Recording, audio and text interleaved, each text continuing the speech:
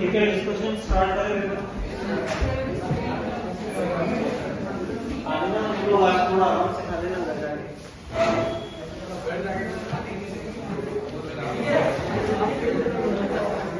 जाके मान सुनाओगे बहुत खाने से लेता।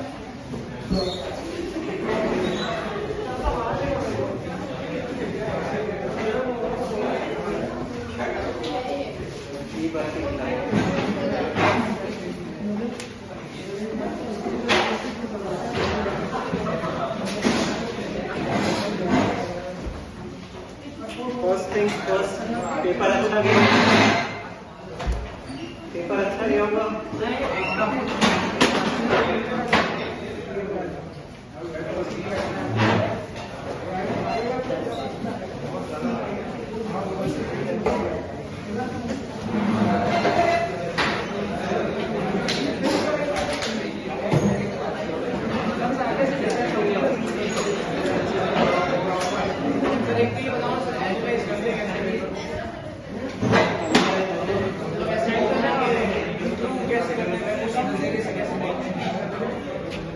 जाके वापस देखो पेपर पर,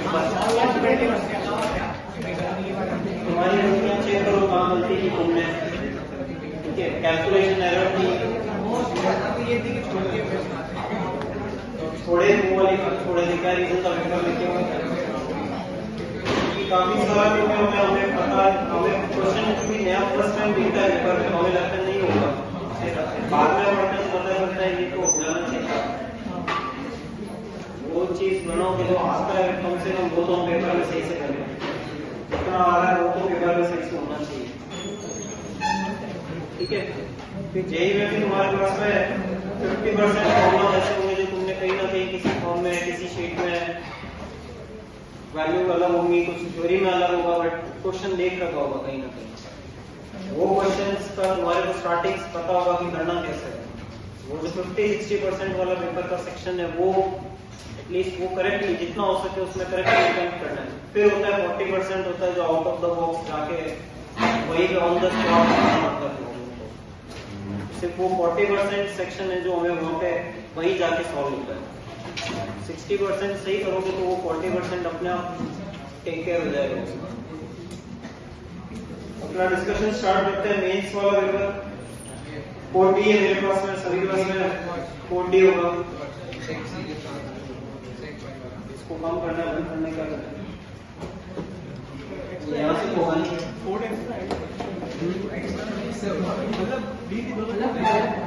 ये है 160 नहीं करना है, ये भी है वाला भी हुआ हो गया। तो code D first problem, eccentricity of a hyperbola whose foci coincides with the foci of the ellipse passes through the point with an eccentric angle phi। तो वो हाइपरबोला जिसका फोकस इस एलिप्स से कोइंसाइड करेगा उसकी इक्वेशन ऐसे लिख सकते हैं।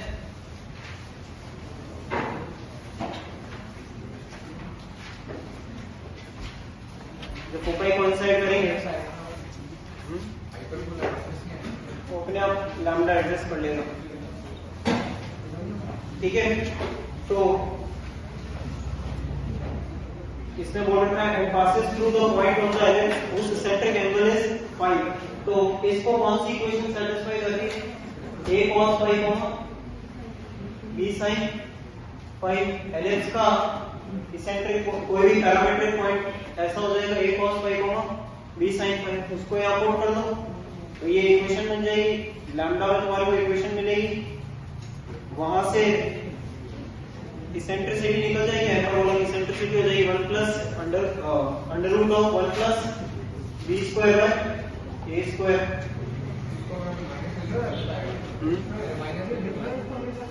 मतलब जो x square by a square plus y square by b square जो एलिप्स होता है उसमें जो b और a के बीच का डिफरेंस और इसमें b और a के बीच का डिफरेंस सेम होता है।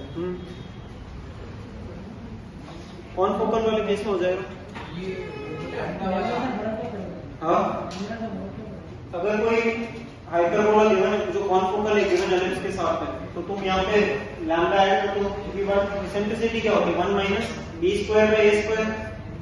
एलिप्स की सेंट्रिसिटी क्या होगी 1 minus B square upon A square. इसकी सेंट्रिसिटी और उसकी सेंट्रिसिटी निकालोगे तो तुम्हें दिख जाएगा सेम आ रही है। समझ गए?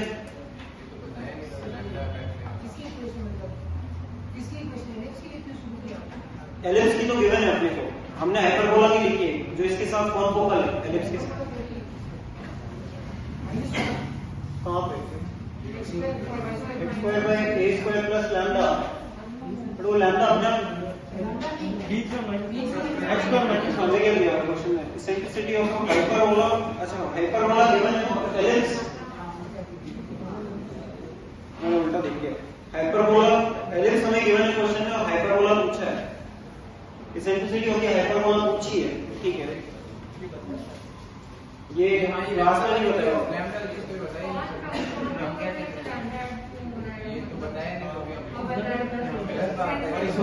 ये कैसे सोचेंगे आप? ऐसे कैसे मेंस में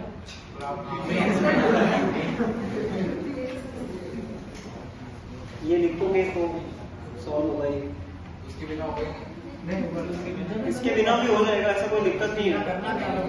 एक्चुअली तो क्या है, ये थोड़ा आसान तरीका है। ठीक है, मतलब तुम अगर जाना चाहो तो जैसे मेरे को ये नहीं पता ये वाला तरीका, ठीक है, एलिप्स और हाइपरबोला का फोकस का कलर कोइंसाइड कर रहा है। ठीक है, तो एलिप्स हाइपरबोला की इक्वेशन मान लो x square by a square minus y square by b square equal to 1। तो इनका जो एसेंट्रिक पॉइंट है दोनों का वो सेम आएगा, जो फोकस है वो सेम होगा। तो इसका हाइपरबोला का ए मतलब इसका इसेंट्रिसिटी हम मान लेते हैं e डैश, एलिप्स की इसेंट्रिसिटी है e, तो a e will be equal to a e dash, ये बन जाएगा हमारे पास इक्वेशन। तो यहां से e डैश इस सब की टर्म्स में पता है हमें, e डैश क्या होगा under root of 1 plus B square by A square, और ये वाला e 1 minus B square by A square. तो ये इक्वेशन बन गई है, और दूसरी ये पॉइंट उस हाइपरबोला को सेटिस्फाई कर रहा है, a cos pi b sin पाई, दूसरी इक्वेशन वहां से आ जाएगी, हो जाएगा, उसमें भी कोई दिक्कत नहीं पड़ेगी। ये पॉइंट नोट कर देना, आ जाएगा। सर ये सिर्फ कॉनफोकल लैम्डा ऐड करके करना है या फिर मुझे ऐसे तो हाइपरबोला से कोई रिलेशन निकालना है? जब एलिप्स और हाइपरबोला कॉनफोकल हो गए तो तभी ये लैम्डा ऐड करना है या फिर जी तभी आएगा, ये सिर्फ तभी आएगा जब कॉनफोकल होगा। ठीक है, ये शायद रिलेशन क्लास में बताया नहीं होगा तुम लोगों को। 1 by square is 1 by e square by 1 आता है। इससे भी आ जाएगा, इससे भी एलिमिनेट कर सकते हो।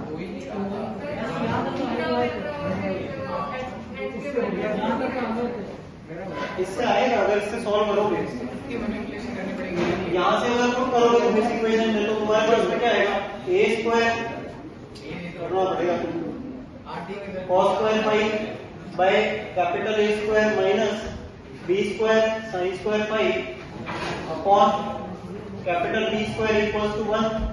ये बनेगा।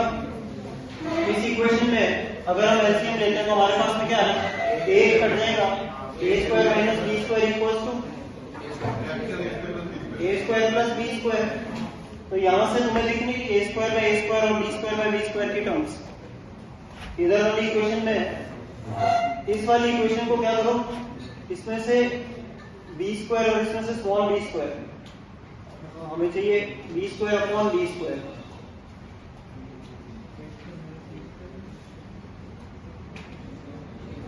इसेंट्रिसिटी e डैश की वैल्यू चाहिए ना हमें, वो है under root of 1 plus B square by A square.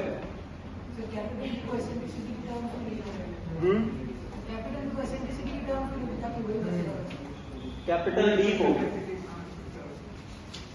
तो capital B square plus A square equals to e dash square A square, ये आएगा।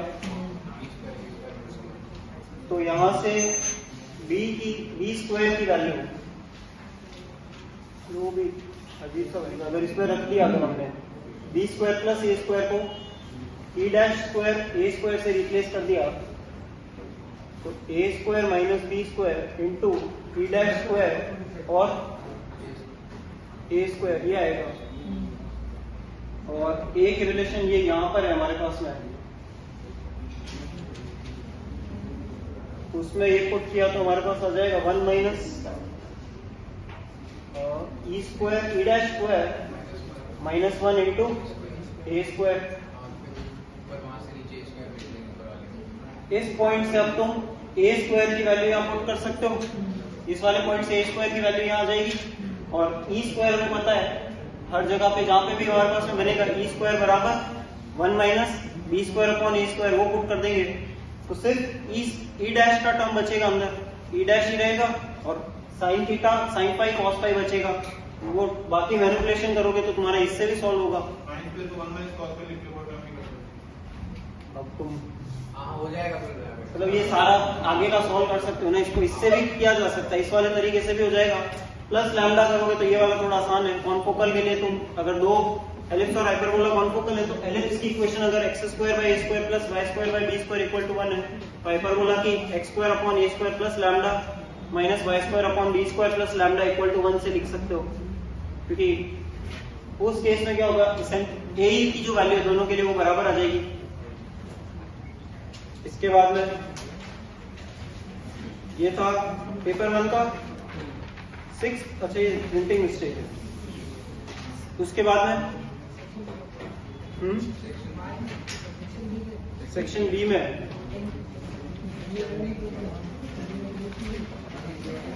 सेक्शन ए में 16, सेक्शन ए में और किसी क्वेश्चन में 16 इक्विलेटरल ट्रायंगल, ये तो होना चाहिए एदा सूत्रों में, ये सभी जगह पे है। ऐसा कुछ बनेगा ट्रायंगल, ठीक है। ये डायग्राम इक्विलेटरल है नहीं, ये थोड़ा सा शिफ्ट हुआ होगा अंदर। अब ये हमारे को ये वाली लेंथ 2 दे रखी है, ये वाली 4 दे रखी है, इसको x मान लिया तो ये 60 डिग्री है, इसको थीटा बोल दिया, ये भी x है ये भी x है, सारी साइड्स इसकी x है, तो ये वाला एंगल 120 माइनस थीटा हो जाएगा। इसके लिए तो cos ऑफ थीटा ये 90 है, ये भी 90 है। इस राइट एंगल ट्राइंगल में cos थीटा लिखा जा सकता है 2/x, और इस वाले राइट एंगल ट्राइंगल के लिए cos 120 माइनस थीटा लिख सकते हो, वो क्या आ जाएगा 4/x। तो दोनों से थीटा एलिमिनेट कर दो, cos 120 माइनस थीटा बराबर 4/x। cos थीटा पता है, इसमें फॉलो करके आएगा cos की टर्म आएगी और sin की टर्म आएगी। cos पता है तो तुम sin निकाल सकते हो, x में इक्वेशन बन जाएगी, सॉल्व करोगे x की वैल्यू आ जाएगी यहाँ से, ठीक है। समझ में आ गया सभी को? इसको ज्योमेट्री से कर सकते थे, और ये क्वेश्चन ए लास्ट है, अगर तुमने सॉल्व की हो तो ढंग से, और भी बुक्स में आएंगे। और तो मास्क क्यों रहो, और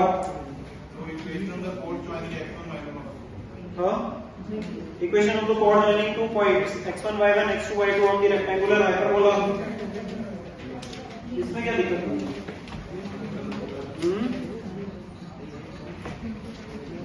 x1 y1 x2 y2 points हैं हाइपरबोला पे, तो तुम इस वाली इक्वेशन से यहाँ पे हमारे को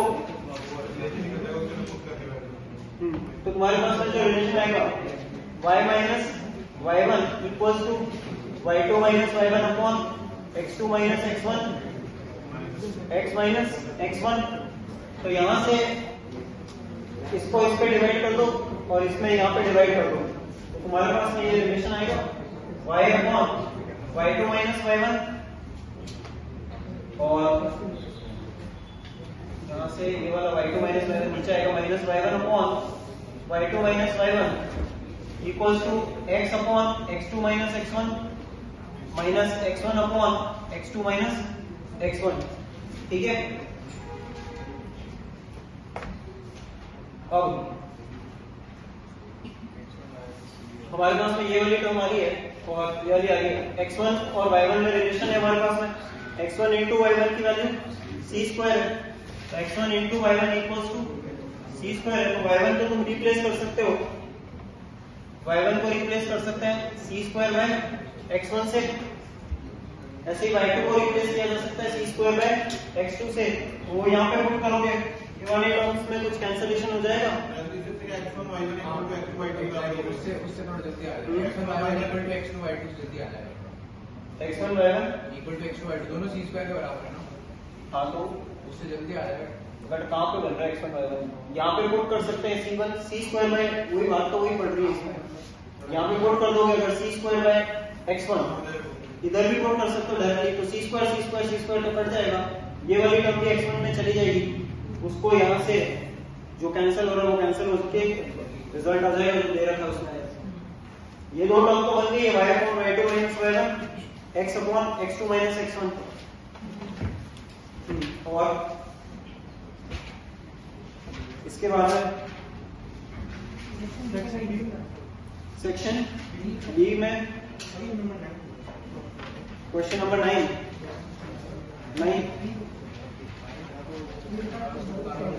9 ये भी विकास गुप्ता में है शायद ये क्वेश्चन। एलिप्स बनाओगे, उसने बोला है ट्राइंगल आइसोसेलेस एबीसी एक आइसोसेलेस ट्राइंगल है, तो ऐसे कुछ मान लो ए बी और सी, ठीक है। इसके ऊपर पॉइंट है ए cos बी sin, तो ये वाला पॉइंट सिमेट्री से, अच्छा एक पॉइंट को हमने थोड़ा सा आसान माना है इसके अंदर 0,3 एक पॉइंट मान लिया ताकि उससे ट्राइंगल आसान बने वहां, तो एक पॉइंट हो गया 0,3, ये point a cos b sin, इसको माइनस a cos लिख लेते हैं, यहाँ पे a cos कर देते हैं। ये पॉइंट है a cos b sin, तो दूसरा वाला सिमेट्री से क्योंकि ट्राइंगल आइसोसेलेस से minus a cos b sin हो जाएगा, ठीक है।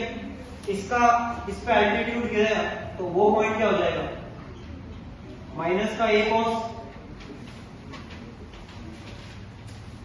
इसमें चलो चला देते हैं, माइनस का a cos, एलिप्स की इक्वेशन है अपने पास में, उसमें पुट कर दोगे तो तुम्हारे पास ये वाला पॉइंट आ जाएगा, सीधा है कोऑर्डिनेट खींचिए यहाँ से, तो ये वाला पॉइंट का y कोऑर्डिनेट निकल जाएगा, और वरना क्या कर सकते हो, इसको सीधे ही लिख सकते हो माइनस का b sin, ऐसे भी लिख सकते हो।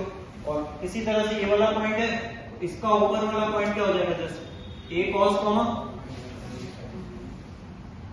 और उसने बोल रखा है कि इसका ऑर्डिनेट ये वाला पॉइंट हो जाएगा, ये वाला एंगल हमारे को क्या दे रखा है 90 डिग्री, ये वाला एंगल हमें दे रखा है 90 डिग्री, तो इसका स्लोप और इसके स्लोप का प्रोडक्ट -1 कर दो, वहां से ये पॉइंट है 0,-3, एंगल थीटा निकल जाएगा इस ट्राइंगल PQR का, ये है P, ये Q और ये वाला पॉइंट है R, इसका थीटा आ जाएगा एंगल cos थीटा की, जो थीटा की वैल्यू चाहिए वो निकल जाएगी यहाँ से y2 minus y1 upon x2 minus x1, इस लाइन का स्लोप और इस लाइन का स्लोप का प्रोडक्ट -1 करेंगे, थीटा की वैल्यू आएगी, तो तुम्हारे पास में इस पॉइंट का थीटा मिल जाएगा, तो इस ट्राइंगल का थीटा एंगल आ गया, तो इसमें से ये वाले का भी थीटा आ जाएगा, दोनों में से जो छोटा होगा वो हमें लेना है tan थीटा की वैल्यू के लिए, दोनों एंगल्स में से जो छोटा एंगल है वो वाला लेना है, समझ गए। और इसके बाद में 8 equation of the reflection of the ellipse about the line this, तो देखो एलिप्स का रिफ्लेक्शन हुआ है तो सेंटर का भी रिफ्लेक्शन होगा। एक तरीका तो यही है कि तुम पॉइंट ले लो, पैरामीट्रिक पॉइंट, एलिप्स के ऊपर का पैरामीट्रिक पॉइंट क्या होगा 4 + 4 cos, 3 + 3 sin, ठीक है। इसका रिफ्लेक्शन निकाल दो लाइन के अबाउट, ये स्ट्रेट लाइन गिवन है, रिफ्लेक्शन को मान लो h की, तो दो इक्वेशन चाहिए, एक तो ये हो जाएगी कि इनका मिड पॉइंट इस लाइन के ऊपर लाई करेगा, एक इक्वेशन तो यहाँ से आ जाएगी, दूसरी आ जाएगी कि इसका और इसके स्लोप का प्रोडक्ट -1 है, दोनों इक्वेशन से थीटा को एलिमिनेट करके वापस से नए रिफ्लेक्टेड कर्व की इक्वेशन आ जाएगी, समझ गए। और इसके अलावा मेंस वाले में 10th वाला question, 2 lines L1 and L2 with the, इसके दो आंसर है, इसके आंसर 2 हो सकते हैं, वो तुमने से किसी ने बोला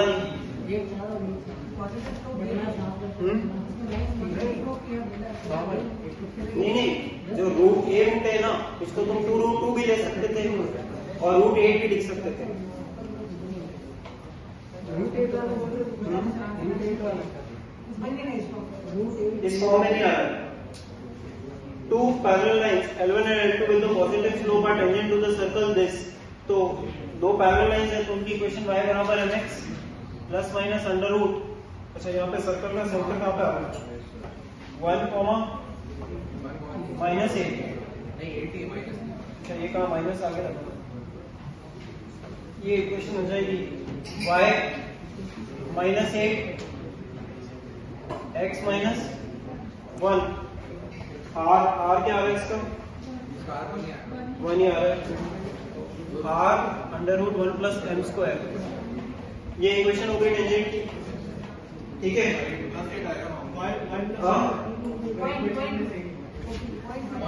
हाँ यहाँ पे तो ये पॉइंट वो चेंज कर दिया, ठीक है? और हमें बोलना था कि L1 is also the tangent to this circle। तो इनमें से L1 कोई भी एक लाइन है, तो इक्वेशन ऑफ L2 इज, किसी भी एक को ले लेते हैं, प्लस वाली को ले लिया हमने, तो अगर वो दूसरे सर्कल की भी टेंजेंट है तो उसके सेंटर से इसका परपेंडिकुलर डिस्टेंस रेडियस के बराबर आना चाहिए। तो इसका सेंटर कहाँ पे आ रहा है? 1 कॉमा माइनस 1 और रेडियस क्या आ रहा है? 2 और 2, ठीक है? तो इसका इससे डिस्टेंस कितना आ जाएगा लाइन का? 1 कॉमा माइनस 1 है ना, तो इसको इधर भेज दिया हमने, तो 8 माइनस 5। हाँ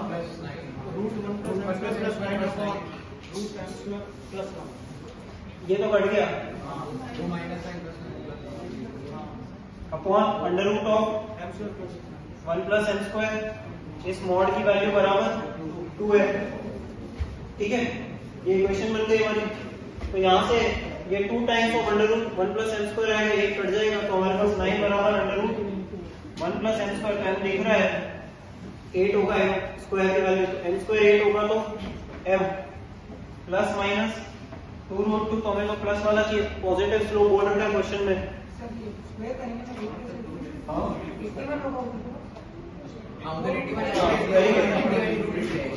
ये रूट 80 आ रही है, रूट 80 आ रही है, एम स्क्वायर बराबर 80 है, तो m बराबर अंडर रूट 80 आएगा, 4 रूट 5 आ जाएगी m की वैल्यू, 4 रूट 5 आएगी। तो उसको यहाँ पुट करेंगे तो अपने पास क्या आएगा? y minus 8 equals to 4 root 5 x minus 1 plus minus under root of ये वाली वैल्यू तो वापस यही बन रही है 9। तो हमें चाहिए a रूट a x की फॉर्म और सम कांस्टेंट आ तो रहा है, 4 रूट 5 x बन रहा है, दूसरी वाली अच्छा 4 रूट 5 है ना, दूसरी वाली इक्वेशन में वही बनेगा। तो कोऑर्डिनेट एक्सेस करेंगे जाएंगे, दो वैल्यू दिया हुआ, एक ये होगी और एक 2 रूट 2 आएगी। एक तो ये है और एक माइनस वाली आ रही है। हाँ वो 4 आंसर, 4 आंसर नहीं बट इस फॉर्म में तो ये बनी से इस फॉर्म में नहीं है, ये वाली डिस्कार्ड करनी पड़ेगी, इस फॉर्म में नहीं बन रही है। इसको या तो इस फॉर्म कन्वर्ट कर सकता है। दूसरी वाली माइनस से लोगे, माइनस साइन लोगे बीच में, उसमें क्या होगा? उसमें वापस पुट करोगे पॉइंट को, तो तुम्हारे पास में सेम बनेगा, बस यहाँ पे माइनस आ जाएगा उस केस में। उस केस में यहाँ माइनस आएगा तो यहाँ पे 3 आएगा, वो कट जाएगा, तो 3 equals to under root 1 plus M square. यहाँ से m की वैल्यू, एम स्क्वायर की वैल्यू 8 दिख रही है, m की वैल्यू 2 रूट 2 आ रही है, तो ये वाली नहीं ले सकते, ये वाली लेनी पड़ेगी स्ट्रेट लाइन, ठीक है? तो देखना था कौन सी वाली फॉर्म लेनी है। और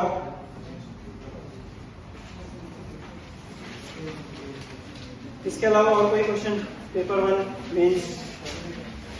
देन एडवांस पेपर 1 फर्स्ट 4 में, फर्स्ट 4 में, पेपर 1 डी में ही चल रहा है सब कुछ जो तुम लोगों को भेज रखा है। फर्स्ट क्वेश्चन तुम लोगों की डीपीपी में है ना? ये क्यों डाउट है भाई? डाउट से पूछा नहीं था कि तुम लोगों ने क्लास ऐसे भी बढ़ाने के बाद फोर्स कौन सा है आपको? तो एसओडी पढ़ा दिया ना, डी चल रहा है, डी चल रहा है। कभी डी डी बोला ना, स्टार्टिंग में ही बोला तो तुम लोगों को भेजा हुआ डी बोल रहा है, ठीक है। तो फॉर्मूला एसओडी में मैंने तुम लोगों को लिखवाया था tan a by 2 का डेल्टा अपॉन एस माइनस ए, या तो आपने डिराइव किया था tan a by 2 sin a by 2 सब डिराइव किए थे, यहाँ पे लगाओगे या साइन रूल भी लगा सकते थे, दोनों में से कोई भी लगा देंगे, साइन रूल तो कम से कम आ जाना चाहिए था, साइन रूल से आ जाएगा, हाँ साइन रूल से क्या आएगा? tan a by 2 से भी आ जाएगा, आसानी से आया। दोनों से आएगा, उसमें ज्यादा दिक्कत वाली बात नहीं है। इसेंट्रिसिटी हाफ क्लियर की है, और तो ये पॉइंट जो है वो हो जाएंगे a by 2, 0 और माइनस का a by 2, 0, ये वाला पॉइंट p जो है ये हो जाएगा a cos theta, b sin theta, ये एक पॉइंट है, ये S1 है, ये वाला S2 है, ठीक है। स्टार्टिंग साइन रूल से होगी इसकी। नहीं डायरेक्ट भी लगा सकते हो formula, direct tan a by 2 delta upon s minus है, नहीं तो cot b by 2 और लिखो, हाँ तो उससे भी कर सकते हो ना, थोड़ी कर सकते हो, ठीक है। डायरेक्टली भी लिखोगे ना, cot देखो tan a by 2 हमने लिखा था डेल्टा अपॉन s माइनस है, उसकी जगह cot a by 2 क्या हो जाएगा s minus a upon delta, ये अपन एसओडी में पढ़ चुके हैं फॉर्मूला, तो डेल्टा सभी के लिए सेम रहेगा, cot a by 2, cot b by 2, cot c by 2 के लिए डेल्टा सेम ही रहेगा। अल्फा बीटा एंगल्स कौन से हैं? a b c बोल देते हैं, अल्फा बीटा गामा की जगह कोई भी मार्क कर दो, a या b या एंगल c, ठीक है।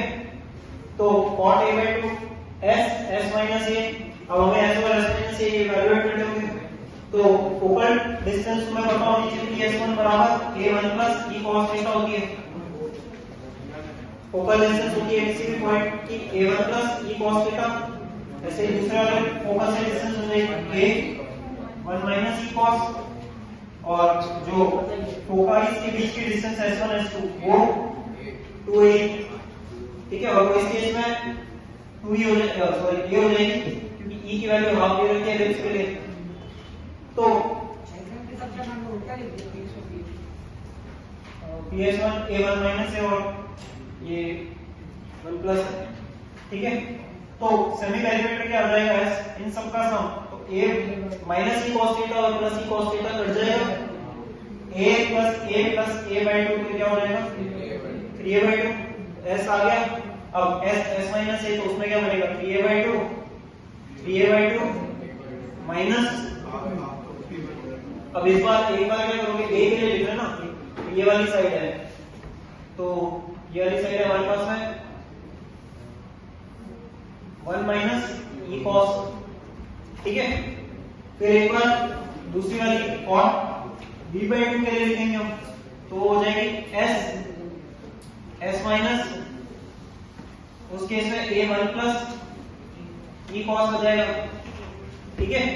अब ये लिख रहा होगा तुम लोगों को कि यहाँ पे a by 2, इधर भी a by 2 बचेगा, a कैंसिल होने के बाद में a by 2 प्लस का e खुद हाफ होता है, यहाँ cos by 2 है, तो एक आएगा a प्लस cos आ जाएगा, मतलब 1 प्लस cos थीटा आएगी, 1 माइनस cos थीटा आएगी, 1 माइनस cos स्क्वायर साइन बन जाएगा, और वो cot b by 2 में आ जाएगा तुम्हारे पास में, समझ गए।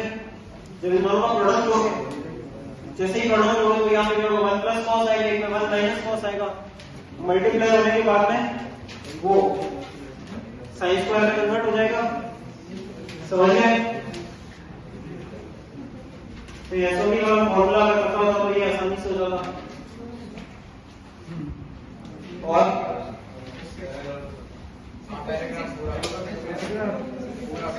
पैराग्राफ एक्चुअली ये जो पॉइंट है, तुम्हें इसको r cos थीटा को r sin थीटा की तरह ही पढ़ना था। जो पॉइंट होता है ना, तुम इतना पैराग्राफ मेहनत नहीं करते पढ़ने की, हाँ उसके काम में आएगी। जो वो नेक्स्ट वाला है ना परपेंडिकुलर वाला, उसमें थोड़ा काम में आएगी, बाकी तो कहीं नहीं आएगी। जैसे पैराग्राफ में 7th वाला पार्ट वो सबसे इजी था। अगर तुम्हें सीधा ही पता हो कि डिस्टेंस है 1 ओरिजिन से और एंगल है उसका π/6, तो तुम कोऑर्डिनेट डायरेक्टली निकाल सकते थे। फॉर्मूला नहीं लगाते, तुम्हारे को जो भेजा सॉल्यूशन उसमें अगर तुमने फॉर्मूला पढ़ा हो तो वो फॉर्मूला है समेशन r1r2 sin θ2 - θ1। ठीक है, इसके आगे आप ऐसा कुछ फॉर्मूला लिखा हुआ है, ठीक है, वो भी डिराइव कर सकते हो इसी पैराग्राफ से। यहाँ पे जो एरिया ऑफ ट्रायंगल है एंगुलर पॉइंट्स में डिराइव किया जा सकता है। एंगुलर पॉइंट एक्चुअली एरिया, जैसे कोई पॉइंट होता है, जैसे अपन कार्टेशियन सिस्टम पढ़ते हैं x, y, तो उसी की जगह मैं क्या कर सकता हूँ r, θ में लिख सकता हूँ पॉइंट। r ओरिजिन से उसका डिस्टेंस है, थीटा उसका positive direction of x axis के साथ में एंटी क्लॉकवाइज सेंस में जो एंगल बन रहा है वो है। ये कोई भी पॉइंट है, इसको तुम ऐसे मार्क कर सकते हो, ये डिस्टेंस r है और ये वाला एंगल थीटा है। तो इस पॉइंट के कोऑर्डिनेट्स को r, θ लिखा जा सकता है। तो इस क्वेश्चन को करने के लिए तुम क्या कर सकते थे, सीधा ये लेंथ 1 और ये एंगल पता है π/6, तो इसके कोऑर्डिनेट निकल जाएंगे r cos, r sin। इस पॉइंट के आ जाएंगे, बाकी दोनों के भी आ जाएंगे। तो एरिया ऑफ ट्रायंगल तुम कार्टेशियन फॉर्म में निकाल सकते थे। ठीक है, तो एरिया वाला क्वेश्चन हो सकता था। पोलर फॉर्म वाला क्वेश्चन भी हो जाता अगर तुम डायरेक्टली x की जगह पे r cos थीटा पुट कर देते, y की जगह पर r sin थीटा पुट करते। पोलर फॉर्म में क्या होता, अगर पोलर फॉर्म वाला क्वेश्चन देखें इसके अंदर, तो उसमें क्या होता, x की जगह r cos, y की जगह पर r sin ये रख देते। लाइन के केस में r वैरी करता है, थीटा सेम रहता है। अगर कोई स्ट्रेट लाइन है उसके केस में r वेरी करेगा, थीटा सेम रहेगा। सर्कल के केस में थीटा वेरी करेगा, r सेम रहता है। सर्कल का रेडियस फिक्स होता है, थीटा वेरी करता है। लाइन के केस में डिस्टेंस वेरी करती है, थीटा फिक्स होता है। तो ये पुट करोगे जैसे ही, तो तुम्हारे पास क्या आ जाएगा, r³ cos³ प्लस का 3r³ और आ जाएगा हमारे पास में cos² sin, फिर माइनस का 3r³ cos sin² और माइनस का sin³ r³ है साथ में, equals to 5k r² cos sin। ठीक है, अब इस पूरी इक्वेशन में से r² कैंसिल हो जाएगा और cos³ और यहाँ पे आइडेंटिटी बन जाएगी cos3 थीटा वाली। cos3 थीटा की आइडेंटिटी बना सकते हैं हम, cos³ थीटा को cos3 थीटा में कन्वर्ट किया जा सकता है आइडेंटिटी से। ठीक है, cos³ और sin³ की जगह पुट कर दोगे तो तुम्हारे को जो रिक्वायर्ड रिजल्ट है वो मिल जाएगा इसमें। और इसमें 6th वाला पार्ट है, 5th पार्ट और 7th पार्ट सभी को समझ में आ गया। तो इसमें जो पैराग्राफ के थ्रू हो रहा था वो तो सिर्फ 6th वाला पार्ट था, जो पैराग्राफ के थ्रू एक्चुअली क्वेश्चन हो रहा था वो तो सिर्फ 6th वाला था। उसमें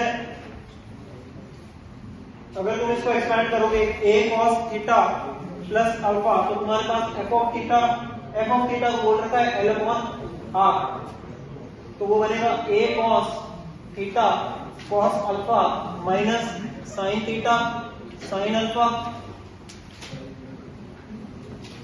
sin theta minus sin alpha. और ऐसे ही सेम टर्म बनेगा b वाले के साथ में, सेम टर्म आएगी cos theta cos alpha minus sin theta sin alpha b के साथ में। r को यहाँ मल्टीप्लाई करोगे तो तुम्हारे पास में जहां पे भी r cos थीटा है वो तो x हो जाएगा और जहां पे भी r sin थीटा है वो y हो जाएगा।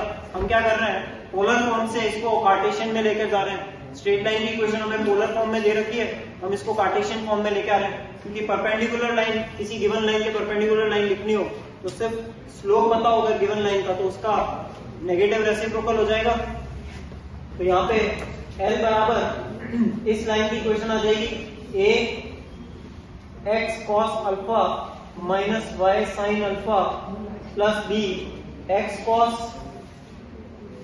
इसमें क्या आएगा बीटा, अगली वाली में x cos beta minus y sin beta. ठीक है, तो x का कोएफिशिएंट क्या बन रहा है, x का कोएफिशिएंट है यहाँ पे a cos alpha plus b cos beta. इसी तरह से y का कोएफिशिएंट है माइनस के साइन के साथ में a sin अल्फा प्लस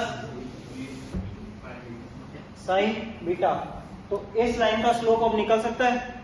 इस लाइन का स्लोप क्या हो जाएगा, माइनस ऑफ एक्स का कोएफिशिएंट अपॉन वाई का कोएफिशिएंट, तो वो क्या हो जाएगा, ये टर्म पूरी, ठीक है।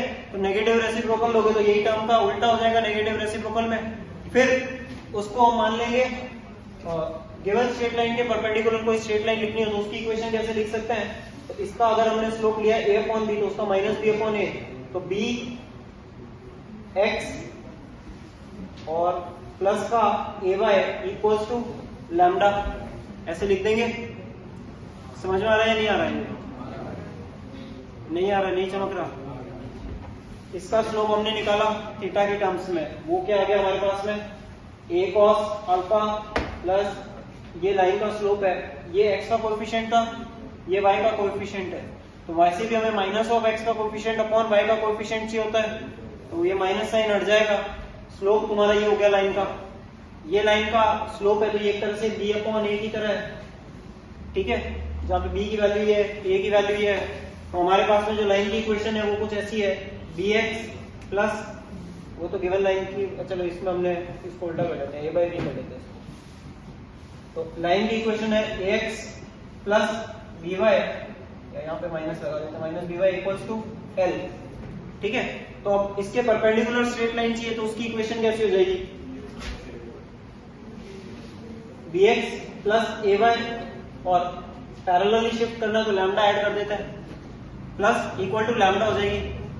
b पता है, a पता है, वो यहाँ पुट कर दोगे इस वाली इक्वेशन में, ठीक है। फिर से इसको उल्टा वापस स्टेप्स उल्टे कर देंगे वापस, जैसे हम इस पोलर से इस पे आए थे तो अब इधर से हम पोलर पे चले जाएंगे वापस, समझ गए।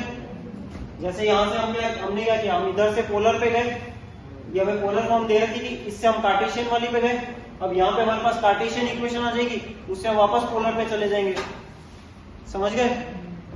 तो ये वाला पैसेज एटलीस्ट 5th और 7th हो जाने चाहिए थे, 5th और 7th पार्ट तो होना चाहिए था इसका, ये वाला भले कैलकुलेशन में ना हुआ हो, हाँ नहीं ये 6th वाला है, 5th और 7th होना चाहिए था, ठीक है।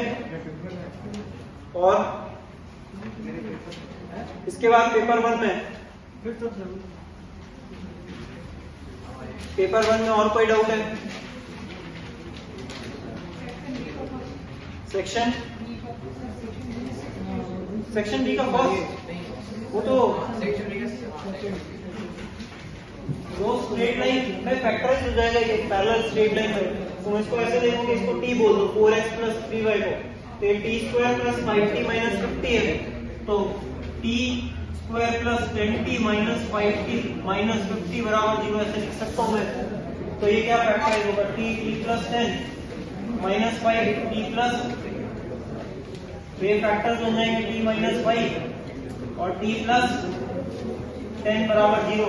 t हमने इसको बोला है 3x प्लस 4y को, तो दो पैरेलल लाइंस हो गई, ये सर्कल के लिए टेंजेंट का काम कर रही है, तो इनके बीच की डिस्टेंस डायमीटर हो जाएगी, डायमीटर पता है तो रेडियस निकल जाएगा, उससे एरिया आ जाएगा, समझ गए हो।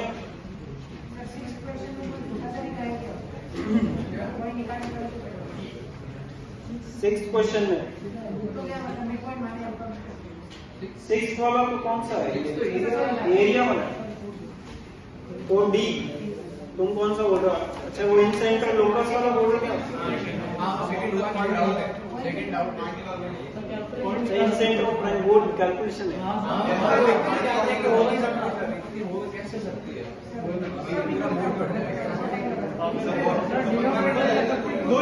नहीं इतनी भी नहीं चाहिए, इतनी जितनी तुम बोल रहे हो थोड़ी चाहिए, थोड़ी सी कैलकुलेशन, दो स्ट्रेट लाइन सॉल्व करनी थी, इसमें दो स्ट्रेट लाइन ही सॉल्व करनी थी, इतनी कैलकुलेशन।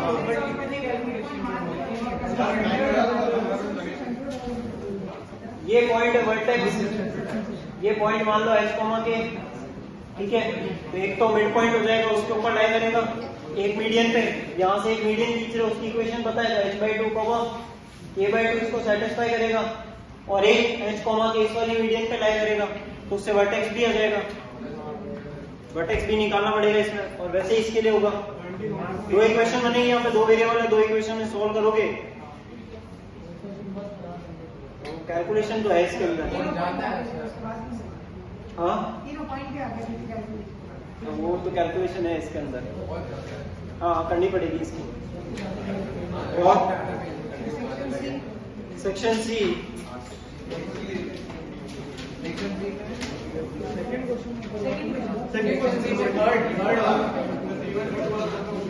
देखते हैं। Second वाला from any point P of the conic tangents are drawn to the conic disc. कोई पॉइंट एकदम कोई पॉइंट जो अच्छा लगे वो ले लो, उनका एम निकाल लो, वो निकाल लो, ये निकालना है पॉइंट ट्रांसफर कर लो। अब वो तो हमेशा किया ही जा सकता है, लाइक वो प्रोसीजर नहीं है, बट हाँ देखते हैं अभी। From any point of the conic, तो ये जो कोनिक है एलिप्स है, इसके ऊपर का पॉइंट क्या ले लेंगे? अगर आपस में बातें मत करो, वैसे ही मार्क्स अच्छे आ रहे तुम लोगों के। 6 cos 4 sin ये ले लिया। इससे हमने क्या किया, दूसरे कोनिक पे टेंजेंट खींची, दूसरे कोनिक पे टेंजेंट। अब हम SS11 बराबर स्क्वायर ही लगाएंगे, इसका टेंजेंट इक्वेशन y बराबर a square m square plus b square, तो 9m स्क्वायर प्लस 4 ऐसे लिख सकते हैं। इसको सेटिस्फाई करेगा ये वाला पॉइंट एक तो, ठीक है, एक तो ये हो गया। और if the normals at the point of contact meet the conic, तो जो पॉइंट ऑफ कांटेक्ट है इन टेंजेंट्स का, अच्छा वो m को हमें पता है तुम लोगों को, पॉइंट ऑफ कांटेक्ट m की फॉर्म में सबको नहीं पता ना सर, कहाँ है? ऐसे नहीं, तुमको अगर नहीं पता है तो तुम क्या कर सकते हो, x1 को y1 पॉइंट ले लो, तो वो तो कर सकते हैं, और उसमें डिराइव कर लो वही। ये क्वेश्चन ही करते रहते हैं। आपको भी बताओ ना सर, ये क्या बात है? तो मैं बता रहा हूँ ना, फिर सुन ही नहीं रहे हो तो लड़ रहे हो। तो खुद ही लिख लो x, देखो x1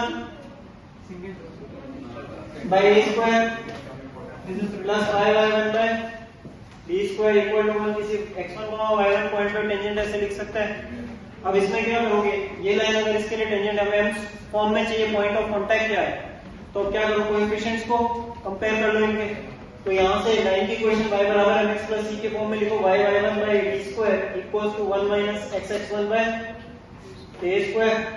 तो यहाँ से क्या आएगा, b अपॉन y1 से पूरी इक्वेशन को मल्टीप्लाई कर दिया तो हाँ यहाँ से b square bye y1 minus x1 upon y1 b square by a square. तो ये आ रहा है कांस्टेंट, और इसका कांस्टेंट बराबर होगा, वहां से y1 निकल जाएगा m की टर्म्स में, ये वाला कांस्टेंट और ये वाला कांस्टेंट बराबर, तो y1 आ जाएगा m की टर्म्स में। उसी तरह से ये वाले पार्ट का और ये वाले पार्ट का x का कोएफिशिएंट बैलेंस कर दोगे तो y1 हमें पता है m के टर्म्स में, उसको वापस पुट कर दो तो x1 in terms of m आ जाएगा, तो point of contact in terms of m निकल जाएगा। इस पॉइंट ऑफ कांटेक्ट का के ऊपर खींची गई नॉर्मल्स का पॉइंट ऑफ इंटरसेक्शन चाहिए हमें, तो हमने पॉइंट ऑफ इंटरसेक्शन को क्या किया, h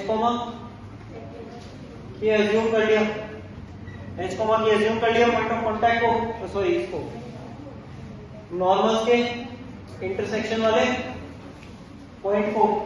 नॉर्मल की इक्वेशन है हमारे पास में एलिप्स के लिए, थीटा पॉइंट पर, किसी भी थीटा पॉइंट पर नॉर्मल की इक्वेशन लिखी जा सकती है। नॉर्मल की इक्वेशन क्या हो जाएगी, ax by cos minus by by sin equals to a square minus, normal की इक्वेशन हो जाएगी h के इसको सेटिस्फाई करेगा, h के इसमें पुट कर देंगे, और m और उसका रिलेशन हमें पता है, थीटा को एलिमिनेट करना है, हमारे पास m का रिलेशन है, यहाँ से पॉइंट ऑफ कांटेक्ट हमारे पास m की टर्म्स में पड़ा है, ठीक है। इसमें से m एलिमिनेट हो जाए, एक बार m एलिमिनेट हो गया तो तुम्हारा लोकस आ जाएगा इसका। ये थोड़ा लेंदी है करने में, हाँ बढ़िया है। पॉइंट ऑफ कांटेक्ट यहाँ से निकाल लो, कंपेयर करना, मेरे को नहीं याद होता मैं तो खुद भी डिराइव करता हूँ, तो मुझे पॉइंट ऑफ कांटेक्ट ऐसे m की फॉर्म में याद नहीं है, ठीक है। तो इसको करने में थोड़ा टाइम लगता, अगर ये प्रॉब्लम तुमने पेपर में किया होता तो टाइम लगता। हाँ कोई जगह पे तो देखो हर क्वेश्चन नहीं होगा, तो कुछ एक क्वेश्चन होंगे जो तुम्हारे को पेपर में छोड़ने भी होता है, तो ये वन ऑफ दोस प्रॉब्लम्स है। तो समझ में लगता है ना छूट जाता है, ये वन ऑफ मेनी है।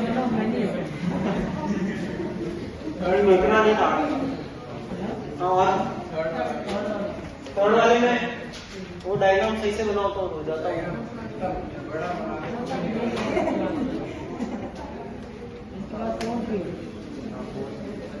ये वाला सर्कल है, एक ऐसे सर्कल है, और ये एक्स पॉइंट है, ये वाला वाई है, ठीक है। ये आरएमओ में है, आरएमओ में था इसलिए ज्योमेट्री का था, खाली इसमें है रीजनल मैथमेटिक्स सॉल्व किया।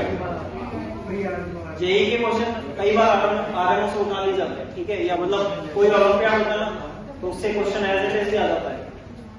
तो ये उसका क्वेश्चन था, तो थोड़ा ज्योमेट्री बेस्ड प्रॉब्लम था, इसीलिए ये सेंटर ओ है, ठीक है। अब हमारे को क्या दे रखा है इस प्रॉब्लम में कि ये लाइन डायमीटर है, ये ऐसे निकल रही है, ठीक है। ये इतना क्वेश्चन ने एक्सप्लेन कर रखा है। इस सर्कल का रेडियस गिवन है बड़े वाले का, ये S1 सर्कल है, ये वाला S2 है ऊपर वाला, ठीक है। ऊपर इसका रेडियस R1 मान लो, इसका R2 मान लो, तो ये 100 है।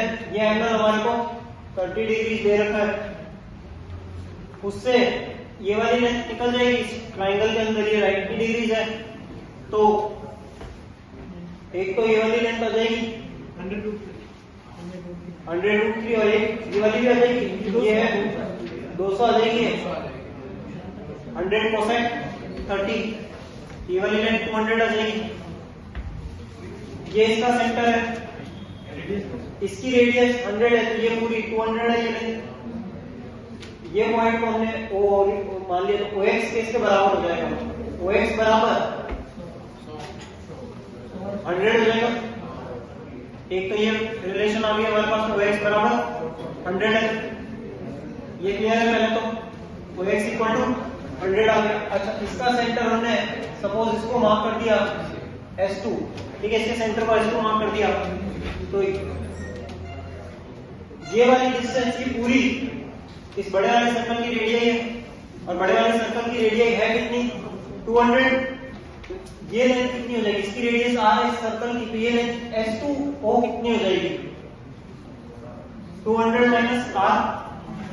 इंटरनल कॉन्टैक्ट की प्रॉपर्टी होती है S1 S2 बराबर R2 माइनस R1, तो S2O कितना हो जाएगा 200 माइनस R। और लास्ट ट्राइंगल की ये वाली साइड बच रही है,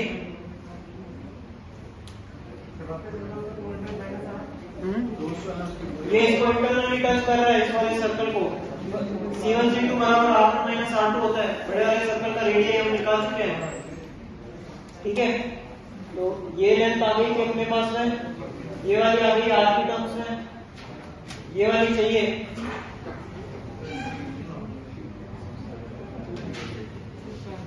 ये वाला एंगल, ये 90 है, ये 90 है, पॉइंट ऑफ कॉन्टैक्ट है ना, सेंटर सेंटर से गिरा लो इसको, हाँ सेंटर से कर लो, ट्राइंगल सेंटर से ही बना लेता, वो सही रहेगा, उसमें आ जाएगा हमारे पास। उस ट्राइंगल से इसका इससे नहीं जोड़ेंगे, इससे जोड़ देते हैं, तो यहाँ से 90 बनेगा, ठीक है। ये टेंजेंट है, ये 90 बन गया, ये एंगल 30 है, टोटल कितना हो गया 120, ये 120 ये आ गया, तो इस पे अब कोसाइन रूल लग जाएगा।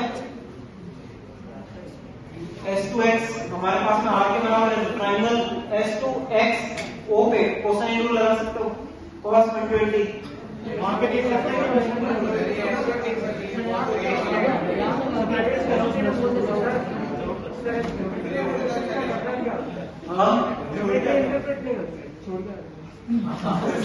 इसको हम कोऑर्डिनेट से नहीं कर पाते, अगर करने की कोशिश करते ना, तो ये कोऑर्डिनेट से अगर जाने की कोशिश करते तो ये नहीं होता।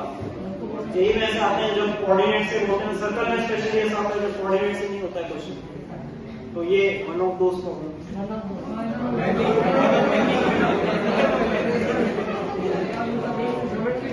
रिपीट करना, एक कॉर्ड खींची हमने सर्कल के अंदर, एक छोटा सर्कल माइनर सेगमेंट में टच कर रहा है, एक बड़ा सर्कल मेजर सेगमेंट में सर्कल को टच कर रहा है, तो एक तो हमें ये दे रखा है कि ये जो पॉइंट एक्स है वो है और ये सेंटर कोलिनियर है, ये एंगल वाई एक्स ओ ये 30 दे रखा है तुमको क्वेश्चन में, और इस बड़े वाले सर्कल का रेडियस 100 है, तो वहां से ये वाली ट्रिग्नोमेट्री यूज करके आ जाएगी।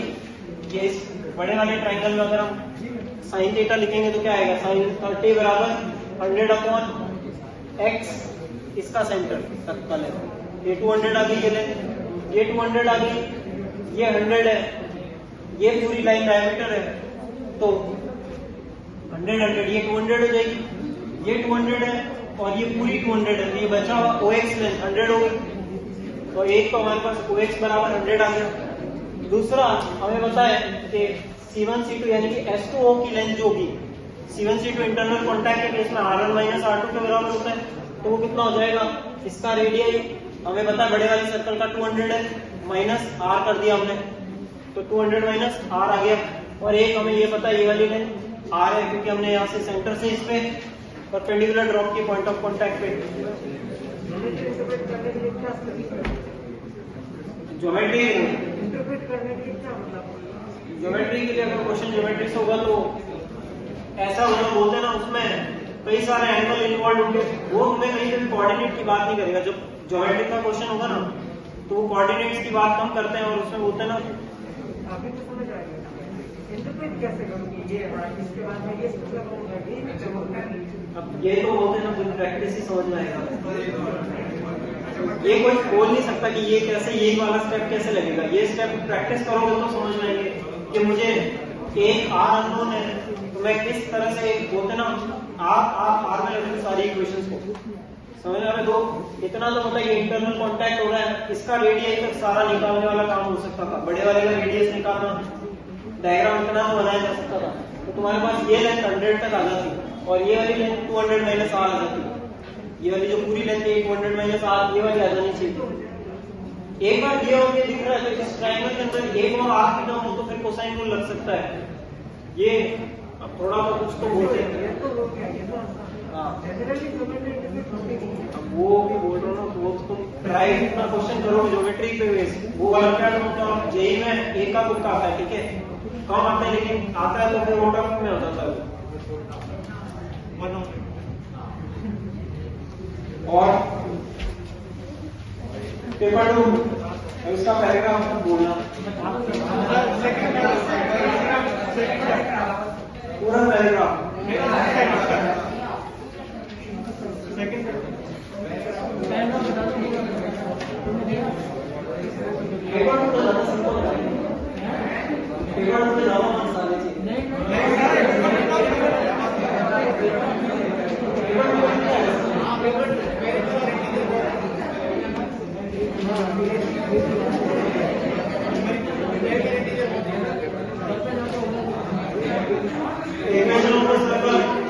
इसको भी सेम देखो, ये वाला जो क्वेश्चन ये तो सेम जैसे हमने पिछला वाला किया ना उसी तरह से कर सकते थे, जो इसने सारा एक्सप्लेन किया ना वो सारी हमें पहले पार्ट में भूली जा सकती थी।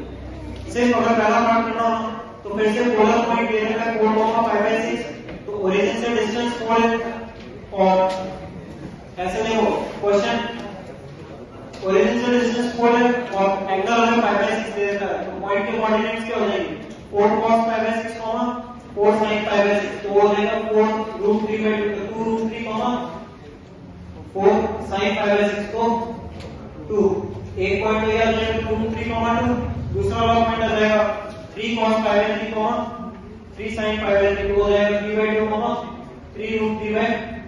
तो ये एंड पॉइंट्स ऑफ डायमीटर है, इनको डायमीटर मान के सर्कल लिखा जा सकता है x - x1 x2 plus y - y1 y - y2, और उसको फिर जो इन्होंने फॉर्म दे रखी है, इन्होंने बताया था क्वेश्चन में कि हमने सेंटर से ज्वाइन करने के लिए लाइन को सब ये दे रखा था ये फॉर्म, इसमें क्वेश्चन में एज इट इज तो सारी वैल्यू को कर दो। R1 क्या है सेंटर का ओरिजिन से डिस्टेंस, इस सर्कल का सेंटर निकल जाएगा 2√3 प्लस 3/2/2, सेंटर हो जाएगा सेंटर का x कोऑर्डिनेट, उसी तरह से y कोऑर्डिनेट 2 प्लस 3√3/2/2, उसका ओरिजिन से डिस्टेंस R1 हो जाएगा, R1 सेंटर का ओरिजिन से डिस्टेंस है वो आ जाएगा तुम्हारे पास में,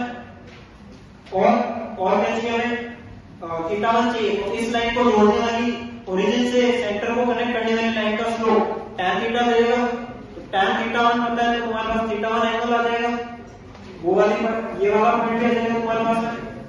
समझ में आ रहा है उसको कैसे करना है? उसको पोलर के थ्रू नहीं करके कार्टेशियन में ले जाके उसको पोलर में वापस कन्वर्ट कर रहे हैं। ठीक है, तो पहले पार्ट को तुम कार्टेशियन से सॉल्व करके पोलर में ले जा सकते थे, और डायरेक्ट पोलर में जाना तो वो भी कर सकते हो। इसमें स्पीचलेस। समझ में आ रहा है नहीं आ रहा है कि इसको कार्टेशियन से पोलर में कैसे करना है? हाँ समझ में आ गया वो x को ये पॉइंट है, उसके सेंटर के कोऑर्डिनेट क्या आ जाएंगे, 2√3 plus 3/2 by 2 comma 2 plus 3√3 by 2 by 2। ये सेंटर के कोऑर्डिनेट्स हो गए। इसका ओरिजिन से डिस्टेंस r1 हो जाएगा, r1 लेंथ निकल सकती है, और एंगल इस लाइन का स्लोप जो होगा ओरिजिन से ज्वाइन करने लाइन का स्लोप वो थीटा 1 दे देगा हमारे को। तो थीटा 1 एंगल आ जाएगा, और ये वाला r1 की वैल्यू आ जाएगी। और क्या चाहिए सर्कल के लिए हमें? बस और कुछ नहीं चाहिए, ये दो चीजें चाहिए। इस सर्कल का रेडियस चाहिए, वो तो इन दोनों पॉइंट्स के बीच की डिस्टेंस का बाय 2 कर दो, वो भी आ जाएगा। समझ में आ रहा है? तो तुम उससे करके सीधी सारी वैल्यूज पुट कर दे, वो भी तुम्हारा ये हो जाता पार्ट। इससे सॉल्व करके सारी वैल्यूज को पुट कर देते तो ये हो जाता है, ये वाला पार्ट इजीली क्लियर है। ये तुम्हारे लिए इजीली तो क्या आंसर है, ये रेडियस से निकालने में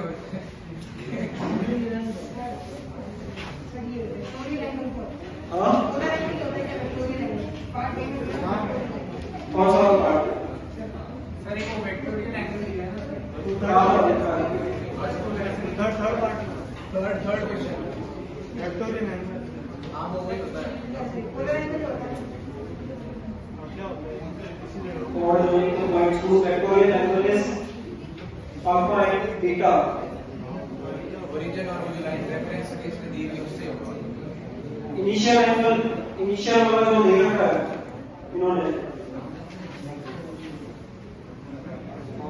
थीटा 1 ही होगा मेरे ख्याल से, जो ओरिजिन और उस लाइन को कनेक्ट करके वेक्टोरियल एंगल अल्फा कहीं पॉइंट जाएंगे ना। अच्छा, वेक्टोरियल एंगल इसका ये जो r थीटा पॉइंट दिख रहा है ना कोई, तो थीटा को बोल रहे हैं वेक्टोरियल एंगल।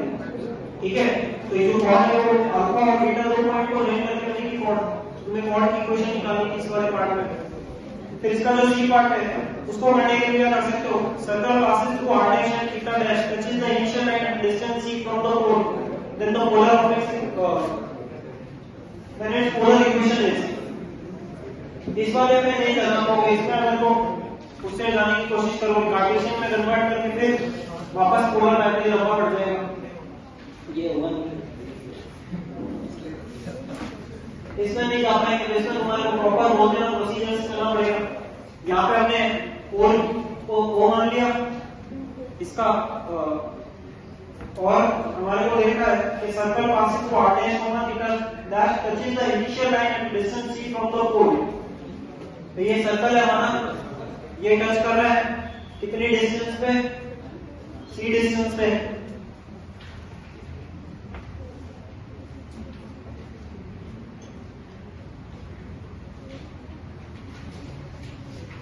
ठीक है, ये पॉइंट ले सकते हैं r थीटा, ये a हो जाएगा। अब ये एंगल थीटा है क्योंकि हमने इस पॉइंट को माना r थीटा, तो ये एंगल थीटा होगा। इस लाइन से जो भी एंगल है वो एंगल थीटा कहलाएगा। इसके कोऑर्डिनेट पॉइंट के r cos थीटा और r sin थीटा लिखी जा सकता है ऐसे। ये लाइन r है पूरी, जब हम पॉइंट को r थीटा लिख रहे हैं तो r ओरिजिन से डिस्टेंस है, थीटा जो इनिशियल लाइन है उससे एंटी क्लॉकवाइज डायरेक्शन में एंगल है। तो a की वैल्यू क्या है और c की वैल्यू, दो तो ये हो गया हमारे पास इक्वेशंस। a की वैल्यू आ गई r cos थीटा, c की वैल्यू आ गई r sin थीटा। अब यहां से तो इसके ऊपर कोई भी जनरल पॉइंट ले लो, स्मॉल r कॉमा, इसको हमने थीटा हो गया है, तो इसको क्या करते हैं अल्फा कर देते, थीटा में इसको पॉइंट वहां से ज्यादा सही है, इसको अल्फा हो गया। इसके ऊपर का कोई भी पॉइंट r कॉमा थीटा लिखा जा सकता है सर्कल पे, तो सर्कल की इक्वेशन क्या हो जाएगी इस केस में, r² जो इन्होंने क्वेश्चन में दे रखी है हमारी इक्वेशन, वो क्या हो जाएगी r² माइनस r1 cos, ये वाला एंगल अल्फा है, ये वाला एंगल थीटा है, तो ये जो एंगल है वो कितना हो जाएगा थीटा माइनस अल्फा, तो यहाँ पे आ जाएगा r1 cos theta minus alpha plus r1 square minus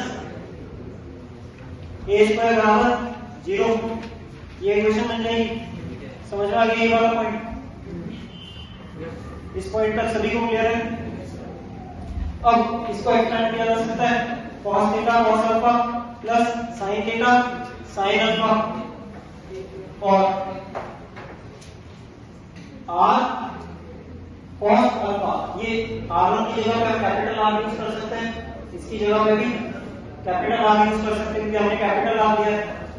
r cos alpha a के बराबर हो जाएगा, r sin अल्फा जो आएगा वो वाली टर्म, तो r sin अल्फा a के बराबर r cos अल्फा c के बराबर आ जाएगा। यहाँ पे एक्सपेंड करोगे तो तुम्हारे पास आएगा r स्क्वायर माइनस r, इधर बनेगा r cos alpha cos theta plus r sin alpha sin theta, r cos alpha को तो हम c रख देंगे, तो c sin अल्फा और प्लस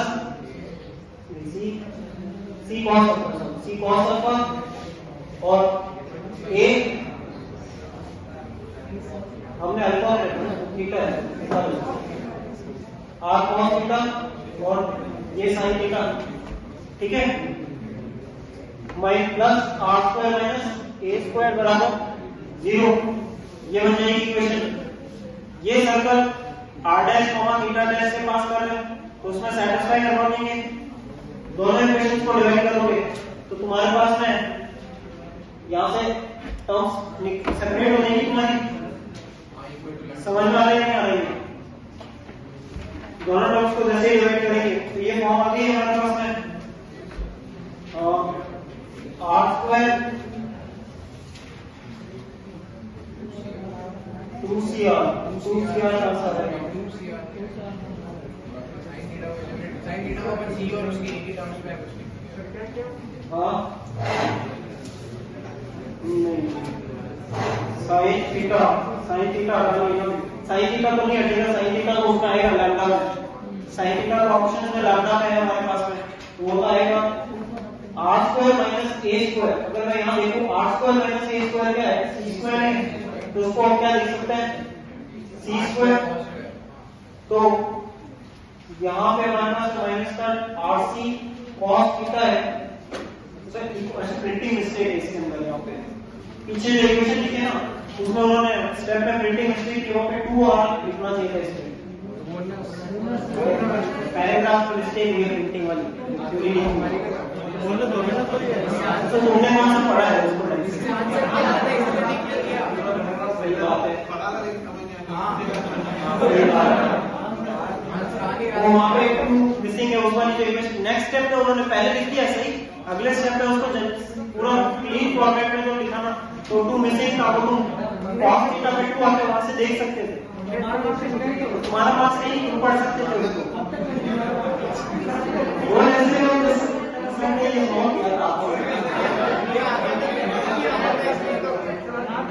ये बन गया यहाँ पे, और 2rc cos theta plus c square हो गया, इसकी वैल्यू क्या आएगी दिख रही है सभी को, r a sin थीटा आ गया, दोनों को डिवाइड कर दोगे r sin थीटा और r dash sin theta lambda आ जाएगा सीधा। समझ गए? ये थोड़ा सा टेढ़ा था। हाँ जैसे हमारे पास में दिया है, अब ये यहाँ पे सॉरी ये 2 है, इसमें क्या होगा, इसका खोलोगे तो तुम्हारे पास में r स्क्वायर है माइनस का 2cr cos थीटा है और प्लस का c स्क्वायर है, उसकी वैल्यू किसके बराबर आ जाएगी, और 2r a sin थीटा आ जाएगी। ऐसे ही r डैश भी सेटिस्फाई करेगा तो उसकी value 2r dash a sin theta dash हो जाएगी, दोनों को डिवाइड कर दो तो लैम्डा आ जाएगा। समझ गए?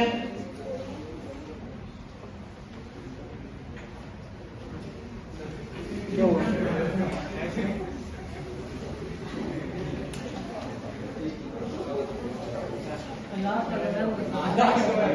इसी तरह लास्ट का हो जाएगा, इसी तरह कर लोगे लास्ट का इसी तरीके से, या नहीं कर पाओगे?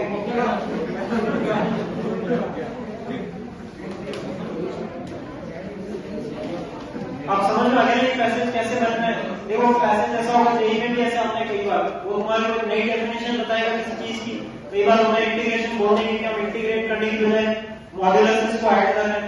जैसे मुझे y2 में किसी कर्व के बीच का एरिया निकालना है, तो बोलने की उसके बजाय कर रहे हैं mod of y2 minus y1 plus mod of x2 minus x1, तो इससे हम एरिया निकालें दो कर्व के बीच का, ठीक है। वो बोलेगा फिर इंटीग्रेशन की मिनिमम वैल्यू निकालो इसके लिए, तो पैसेज की डेफिनेशन तुम्हें नई डेफिनेशन में बताएगा, क्वेश्चन को सबको उसी डेफिनेशन से सॉल्व करना है, ठीक है।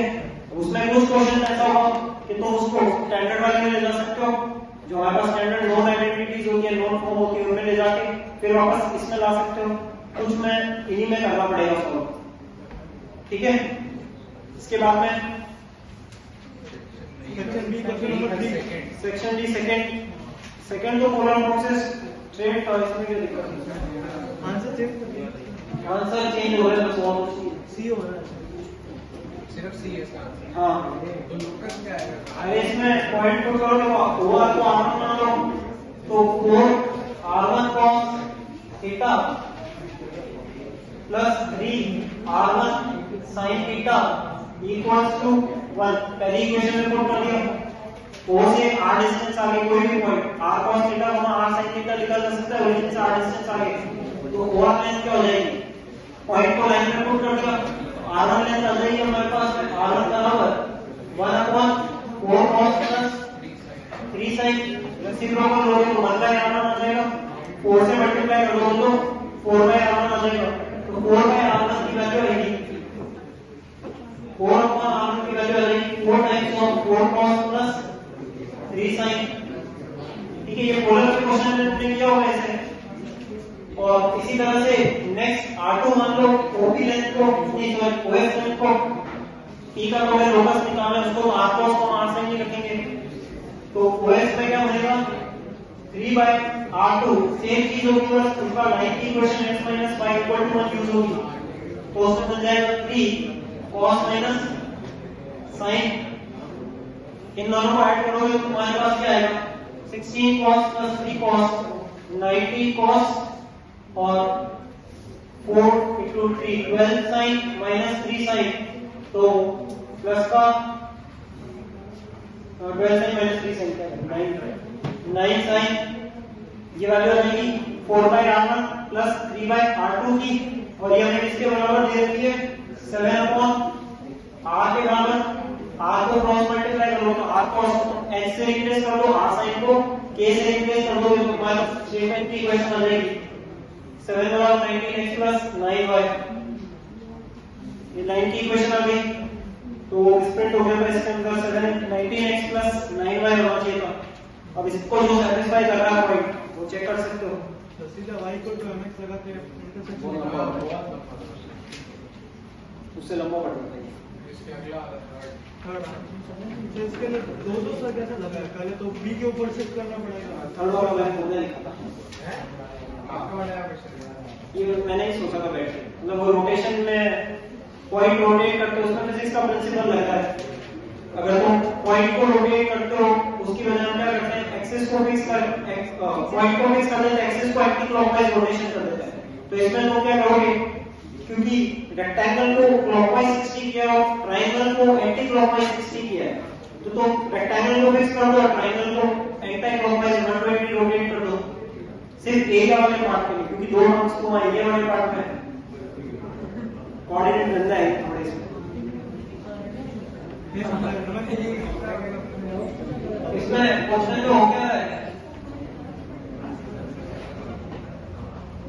तुम्हारे को यहाँ पे एक रेक्टेंगल दे रखा है और एक इसी पे यहाँ पे ट्रायंगल बना रखा है, ये वाला ट्रायंगल राइट आइसोसेलेस है और ये रेक्टेंगल है, रेक्टेंगल को क्लॉकवाइज रोटेट किया डी के अबाउट और ट्रायंगल को एंटी क्लॉकवाइज किया डी के अबाउट, तो कोऑर्डिनेट तो सारे निकल सकते हैं इसके, ये पॉइंट बी है 12,0 ये वाले पॉइंट्स और ये वाले पॉइंट्स सारे पता है आपको, इसमें मेंशन कर रखे क्वेश्चन में।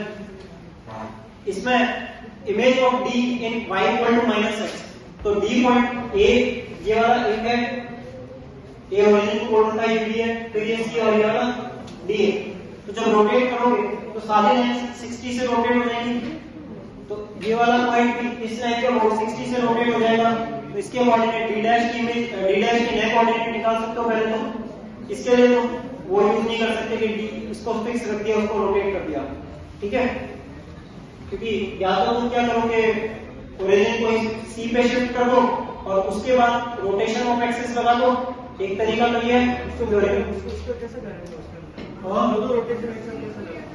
देखो दो तरीके हैं, या तो तुमको अगर डी के कोऑर्डिनेट रोटेशन ऑफ एक्सिस वाले फॉर्मूले से निकालना है तो पहले तो ओरिजिन को सी पे ले जाना पड़ेगा। डी को तो इसके वो बी के हो ना, बी के वो करेंगे, बी के वो करना तो फिर बी पे ले जाएंगे ओरिजिन को, तो उसके साथ नए कोऑर्डिनेट्स क्या लेंगे, x माइनस अल्फा और x को y माइनस 0, तो यहाँ पे अल्फा की वैल्यू 12 होगी, ठीक है। फिर नए कोऑर्डिनेट लेंगे तुम्हारे, उसके बाद डी के वो रोटेट कर दो, एक उससे क्या होगा डी डैश हो जाएगा। वो नहीं करना है तो तुम ऐसे कर सकते हो कि प्लेन ट्रिग्नोमेट्री यूज कर दो, 60 डिग्री से रोटेट करना है। ये पॉइंट पता है, ये यहाँ पे रोटेट होकर 30 आ जाएगा ये वाला, तो ये लाइन कुछ ऐसे होगी 30 डिग्री पे ऐसा आ जाएगी, तो नया फिगर कैसा दिखेगा हमारे को, कि बी के वो रोटेट होगा तो ये ऐसा आ जाएगा फिगर, दिख रहा है सभी को।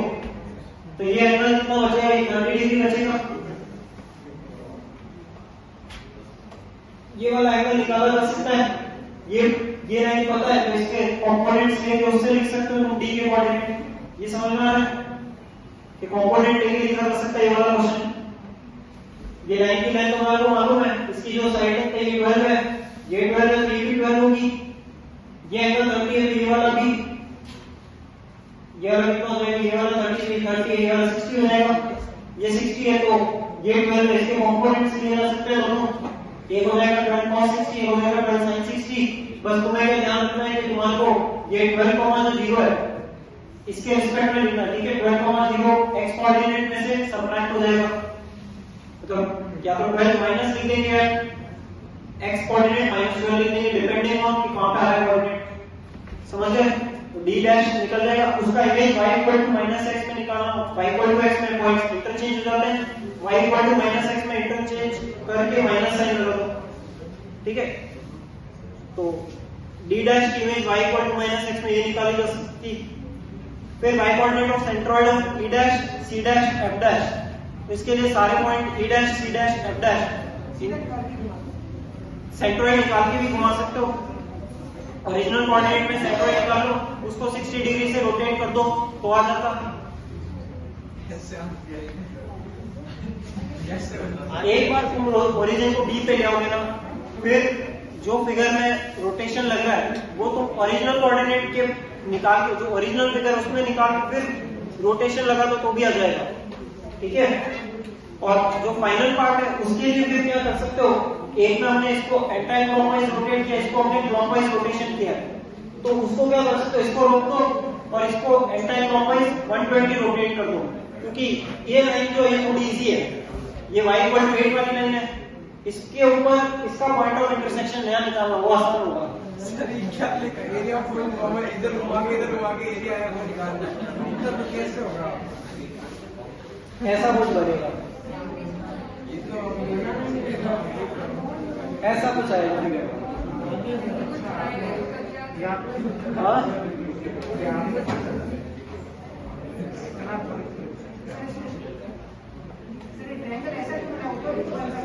हाँ वो मैंने निकाल के देखो, वो नीचे आ रहा है, वो वाला जो ये पॉइंट है नीचे की तरफ आ रहा है इसमें।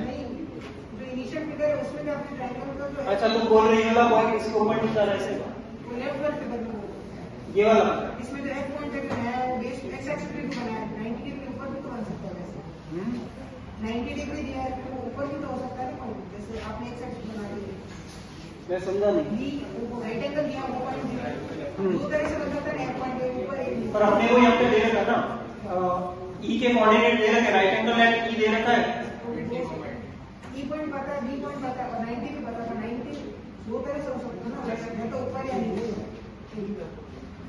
और ये फर्स्ट क्वाड्रेंट में होल्ड करूंगा, इसको भी फर्स्ट क्वाड्रेंट में लेना। तो अगर नहीं लेते तो फिर फिगर ही क्लोज करता है कुछ एरिया।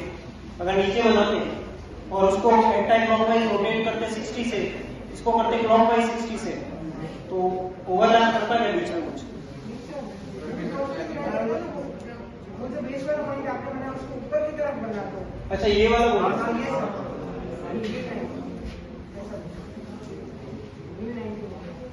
हाँ ये वाला भी बन सकता है इसके लिए। इसके करस्पॉन्डिंग दो आंसर हो सकता है, दो सेट ऑफ आंसर। पर मेरे को नहीं लगता किसी ने इतनी मेहनत की हुई।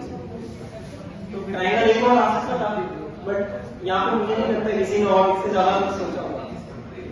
यही फिगर बना होगा सबसे बाय डिफॉल्ट, यही बनाते हैं सब। कुछ नहीं हुआ। नहीं ये क्वेश्चन में दो मार्क किसी थे, क्यों नहीं थे तुम लोग? मतलब दो नंबर +1 मिला है, तो ये +4 मिला है। ये +2 लेने की इतनी मेहनत करो और +2 तो क्यों नहीं होना चाहिए? ये तो तुम लोगों को क्लास में पढ़ा रखा है, shifting of origin, rotation of axis. जितनी मेहनत तेरे को जरूरत आ गया तो मोमेंटम भी चला जाएगा आगे बैठे। ये जेई में ऐसा क्वेश्चन है, करना पड़ेगा। ये क्वेश्चन तो डुएबल सेक्शन में माना जाएगा जेई में। फर्स्ट दो पार्ट तो एटलीस्ट डुएबल है, तीसरे में मैं मान सकता हूँ कैलकुलेशन हैवी होती है, बट आंसर इसका कितना क्लीन आया है।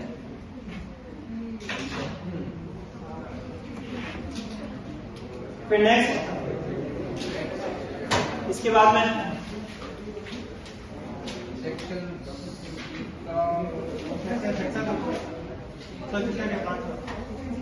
सेक्शन सी का फर्स्ट क्वेश्चन है क्या होगा? तुम सारे पॉइंट मान लो x1 y x2 y x3 y x4 y को कोई भी पॉइंट कोई मर्जी है तो मान जनरलाइज दिया हुआ है इसने। हाँ जनरलाइज दिया हुआ है तो चार पॉइंट है ना, x1 y1 मान रहे ना। नहीं तो अपन तो 1,0 ठीक है वो। हाँ तो स्क्वायर इससे हो गया।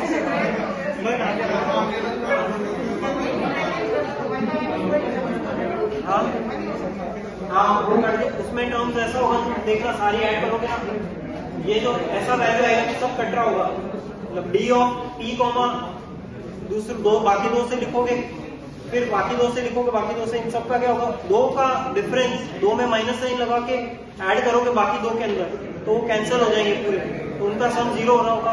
तो डिवाइड करने पे वैल्यू 1 आ जाएगी। समझ गए? और पांचवा, इसमें डी ऑफ मिनिमम वाला जो क्वेश्चन होता है, इससे नहीं हो, सुन लो। दो स्ट्रेट लाइन से डिस्टेंस बराबर एंगल बाइसेक्टर्स का होता है। अगर ये दो स्ट्रेट लाइन हो और मुझे चाहिए इन पॉइंट्स का लोकस जो है इक्विडिस्टेंट हो, इनके ऊपर के दोनों पॉइंट से इक्विडिस्टेंस वाले पॉइंट्स का लोकस का एंगल बाइसेक्टर के लंब होगा। तो हमारे को क्वेश्चन में बोल रखा है कि डी का जो पॉइंट पी है उसका बीसी से distance is less than equal to minimum of P का एबी से डिस्टेंस और पी का एसी से डिस्टेंस। ठीक है, तो maximum of D of P को बीसी हमें बताना था। तो ये लाइन तुम्हारी बीसी होगी, ये पॉइंट ए है, एक ये वाली एंगल बाइसेक्टर बनेगी और एक ये वाली बनेगी। तो इन दोनों का पॉइंट ऑफ इंटरसेक्शन ये है, यही मैक्सिमम डिस्टेंस होगा। तो बेसिकली तुमको इस ट्रायंगल के इंटरनल एंगल बाइसेक्टर्स का पॉइंट ऑफ इंटरसेक्शन निकालना था। समझ गए? हाँ वो इनसेंटर निकाल दो तो वो भी हो जाएगा।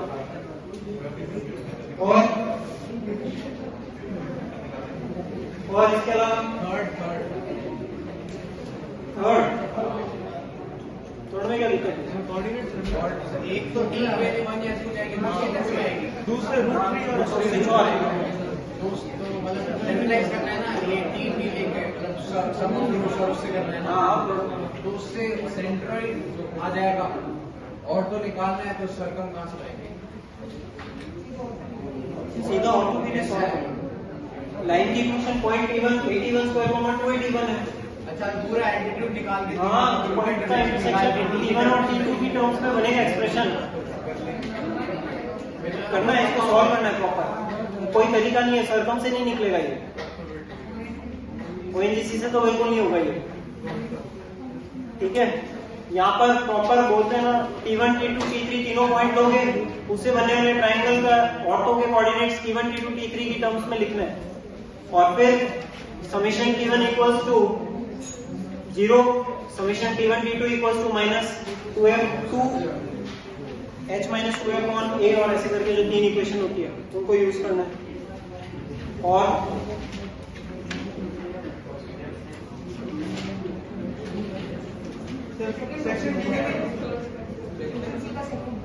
इसी सेक्शन का सेकेंड वाला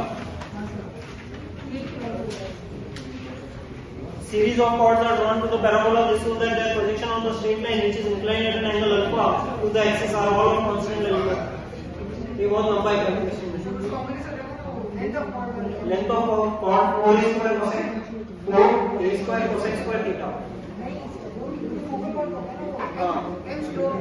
अच्छा वो वाला √d by √1 plus m square वाला। हाँ सर, ये सब आपने लिखा है, मैंने शायद किसी क्लास में ये 11th में लिखवाया था, ये कहीं तो डिस्कस किया है, मुझे याद आ रही है। ठीक है, इससे भी कर सकते हो इसको।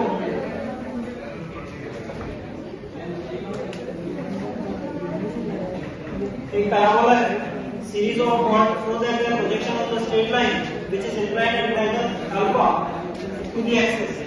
ये जो लाइन है, एक लाइन है अल्फा से इंक्लाइंड है, ठीक है। R along constant length C, locus of the middle point is the curve। तो गिवन मिडल पॉइंट वाली लाइन की इक्वेशन हम T बराबर S11 से लिख सकते हैं, ठीक है। तो हमें लोकस मिडल पॉइंट नहीं चाहिए, तो यहाँ पे पॉइंट है H K, इसके ऊपर T बराबर S11 लगाएंगे तो हमारे पास क्या आएगा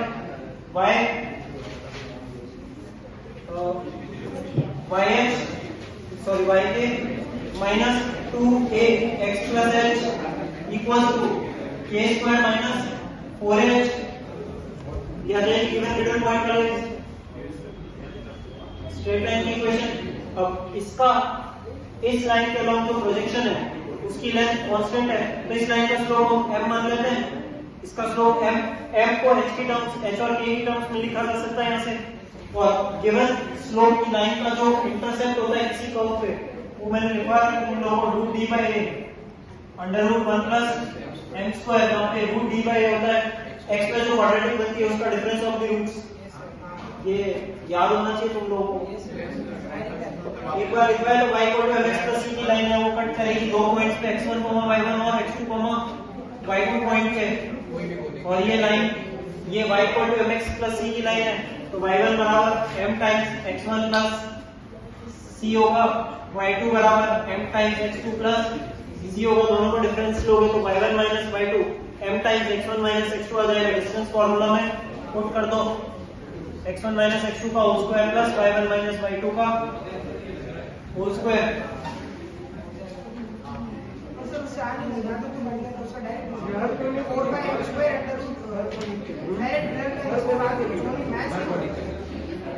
इसकी बात कैलकुलेशन नहीं हुई, कैलकुलेशन को दिखा देना, मैं देख लूंगा। ये एंगल हमारा ये लाइन इसका स्लोप थीटा है, ये वाला एंगल आ जाएगा थीटा माइनस अल्फा। हाँ, उसका cos theta, cos of theta minus alpha बनेगा। यहाँ पे tan थीटा है हमारे पास लाइन का, tan थीटा बराबर है तो cos थीटा निकल जाएगा, उसका cos of theta minus alpha. समझ गए? और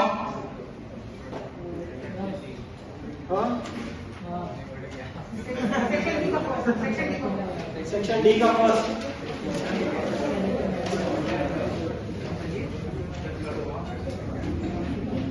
variable pair of chords and right angle are drawn to the point with the centric angle π/4 on the ellipse। ठीक है, to meet the ellipse points A and B, the line segment when it passes through fixed point A, B, तो ये वाला हमें निकालना है यहाँ पे। तो सेंट्रिक एंगल जिस पॉइंट का दिया है π/4, तो ellipse में A की वैल्यू 2 है, B की वैल्यू 1 है। ये जो पॉइंट है वो आ जाएगा 2 cos 2 sin, 2 cos pi by 4 comma 2 sin pi by 4 तो ये पॉइंट आ जाएगा √2 comma 1 by √2। ठीक है, अब यहां से हम क्या कर रहे हैं कि वेरिएबल कॉस्ट की है वो एलिप्स को दो पॉइंट पे कट कर रही है और ये जो कॉर्ड है इनका जो सभी कॉर्ड पे फिक्स पॉइंट ऑफ इंटरसेक्शन है हमारे को वो निकालना है। तो ये प्रॉब्लम स्टेटमेंट है, इस पॉइंट से r डिस्टेंस का equal point s plus r cos k plus r sin ऐसे लिखा जा सकता है। उसको एलिप्स की इक्वेशन में पुट करोगे r में क्या हो जाएगा, डिग्री 2 की इक्वेशन क्वाड्रेटिक बन जाएगी। r के अंदर r1 r2 क्या हो जाएंगे, उसके रूट्स हो जाएंगे, r1 r2 इसके रूट्स हो जाएंगे और ये 90 है। r1 r2 इससे हम कर पाएंगे कैसे, r1 square plus r2 square इसके बराबर है सर इसको मतलब फिर हम उससे बता सकते हैं किस फिक्स पॉइंट से पास कर दिए। इसको वैसे नहीं कर सकते सर, वो जो √2 1 by √2 है उसी का मतलब नीचे वाला जो पॉइंट है √2 -1 by √2 है, चार जो पॉइंट है नहीं ये सब नहीं करना। नहीं, उससे एक भी है बाकी तो ए भी है, तो दो इक्वेशन आएगी। अगर ना फैमिली की दो आ गई तो एक पॉइंट आ गया वो। ऐसे नहीं बोलो, तुमने 4 पॉइंट लेके बना ली बोलो। नहीं बट वही होंगे ना, 4 पॉइंट एसेंट्रिक अरे आओ मैं समझ रहा हूँ, तुम बोलते ना दो मतलब 2-3 पॉइंट फिक्स करके वहां से स्ट्रेट लाइन निकाल सकते। एसेंट्रिक एंगल तो एक वही है, √2 1 by √2, दूसरा वाला √2 वो तो होगा ही वही। एसेंट्रिक एंगल पाई बाय 4 नहीं लिखा है। उनका ही है ना, 4 पॉइंट ले होता है इलिप्स के अंदर, तो p उनमें से कोई भी 4 में से एक है। नहीं पी फिक्स है, पी पाई बाय 4 और ये वाला पॉइंट है। हाँ, तो जो a और b है वो 90 डिग्री है। हाँ, तो मैंने मान के तुमने मान के पॉइंट निकाले, तुमने दो स्ट्रेट लाइन सॉल्व कर दी उसकी। ऐसे सोच सकते थे सर, एसेंट्रिक एंगल माने अल्फा बीटा और लाइन जॉइनिंग कॉस होती है x by cos alpha beta. हां, थीटा 1 और थीटा 2 को ज्वाइन करने वाली टाइम की जो इक्वेशन होती है वो लिख सकते हो।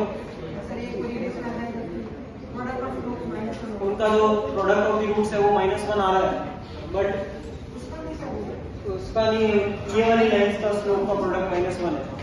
ये पॉइंट तुम बोल रहे थीटा 1, ये वाला थीटा 2 और थीटा 1 और थीटा 2 लेके, बट उससे भी थोड़ा अजीब सा बनेगा यार ये इक्वेशन। मतलब इसको थोड़ा सा छोटे में करना। अगर इसका काम करते ना, हम इसका स्लोप m1 मान लेते हैं और इस वाली का स्लोप -1/m1 इससे कर लेते हैं। तो हमने यहाँ पे इफेक्ट यूज कर लिया, ये दोनों 90 डिग्री पे ये लाइंस। फिर इसका ये वाला जो इक्वेशन है वो लाइन तो क्या बन जाएगा, y - 1 by √2 equals to m1 times x - √2। इसको जब कर्व के साथ सॉल्व करना है एलिप्स के साथ, एक रूट तो हमें ऑलरेडी पता है, हमें क्या चाहिए कि एक इस फिक्स पॉइंट से पास कर रहा है उसकी इक्वेशन चाहिए। तो यहाँ पे दूसरा पॉइंट आ रहा है एक, इसी तरह से दूसरी इक्वेशन क्या लिखी जाएगी, y - 1 by √2 -1 by m1 times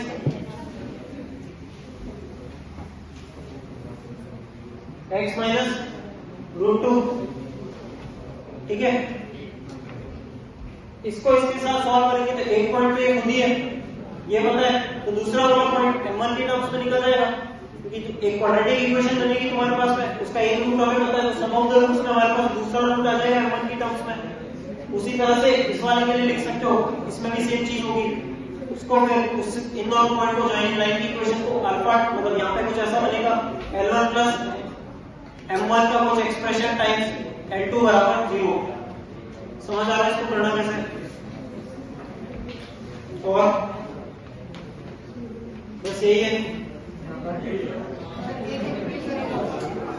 हाँ, एक लाइन इक्वेशन को हमने y - 1 by √2 पॉइंट स्लोप हमसे लिख दिया।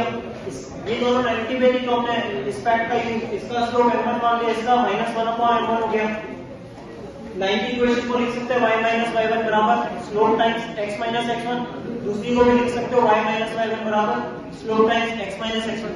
कैलकुलेशन के पॉइंट ऑफ व्यू से दोनों सेम बनेंगे, एक का -1/m1 आ जाएगा, एक की कैलकुलेशन करके दूसरे में -1/m1 रख दोगे तो तुम्हारा जो सॉल्व वाला क्वेश्चन है वो कम हो जाएगा। इसमें करना क्या है, एलिप्स की इक्वेशन x² + 4 + y² 1, वहां पे y की वैल्यू यहां से निकाल के यहां पुट कर दो, उस x में क्वाड्रेटिक कर रही है, एक रूट हमें पता है √2 है, सम ऑफ द रूट्स लगाएंगे, दूसरा रूट आ जाएगा ये वाला पॉइंट, वो m1 की टर्म्स में आएगा।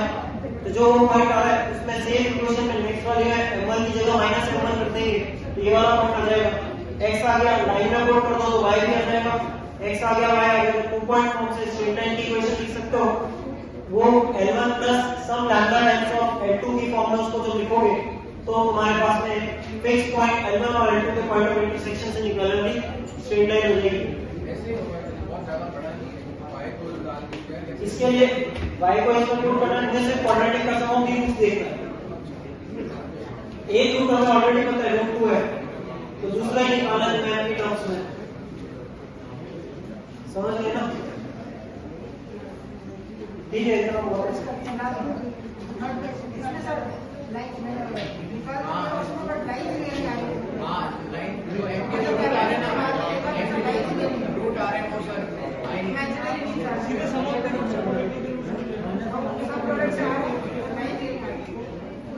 लाइंस निकल नहीं रही है, क्यूबिक के रूट ले लिया। हाँ के रूट नहीं आ रही है।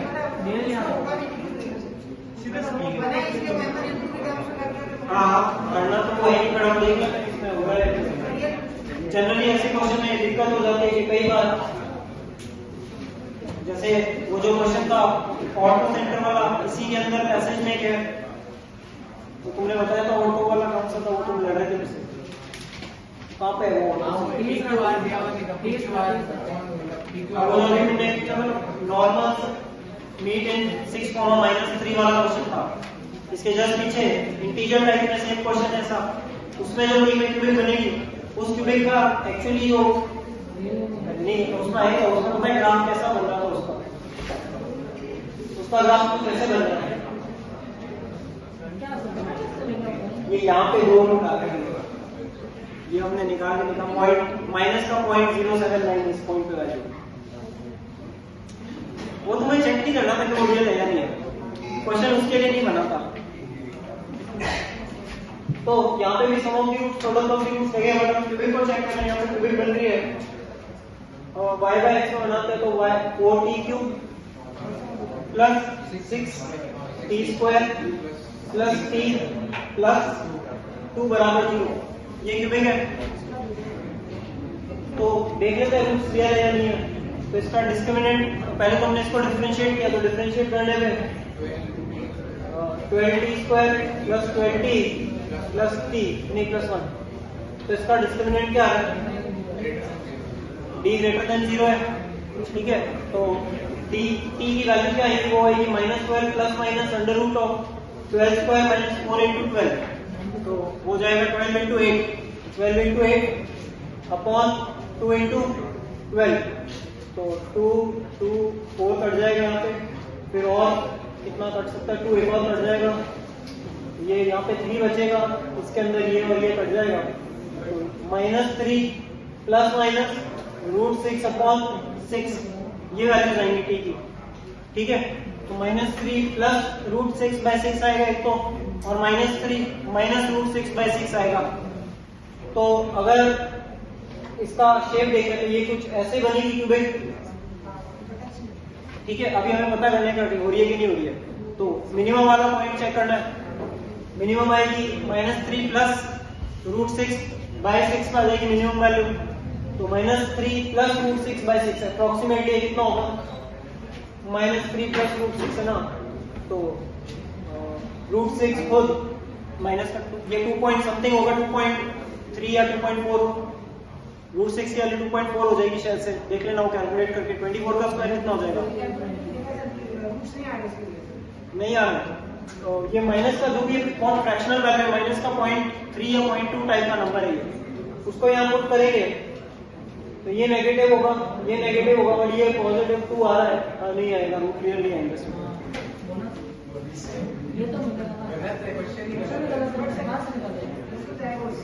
वो M1 M2 सी करना था इसको, ये उसका था ही नहीं कि तुम्हें इसके रूट निकालना है, जेई में भी आएगा तो तुम्हें सॉल्व कैसे करना है।